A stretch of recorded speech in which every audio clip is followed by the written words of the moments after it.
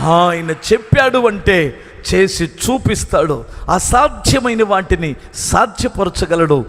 ఎంతమంది నమ్ముతున్నారు? నమ్మకం ఉందా? నమ్మకానికి తగినట్లు ఆ ఆసక్తిని కోల్పోకుండా ఉన్నావా? ఆ భక్తిని కోల్పోకుండా ఉన్నావా?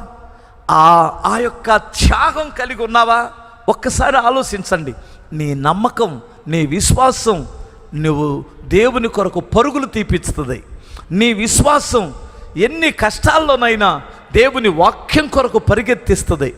నీ విశ్వాసం నిన్ను మోకరింప చేసి ప్రార్థన చేపించుద్ది. నీ విశ్వాసం నిన్ను పరిచర్య చేపించుద్ది. నీ విశ్వాసం దేవుని సేవ కొరకు ధారాళముగా ఇచ్చే గుణాన్ని కలిగిస్తుంది. మీకు అర్థమవుతుందా? ఎందుకంటే విశ్వాసము ద్వారానే మనం గొప్ప గొప్ప కార్యాలు మనం చేయగలం. అలా విశ్వాసాన్ని కాపాడుకున్న వారి జీవితంలో అసాధ్యమైన వాటిని సాధ్యము చేయగల శక్తి గల దేవుడు ఆయన. దేవా, నువ్వు సంకల్పించినది ఏదైనా నెరవేర్చుటకు సమర్థుడివి.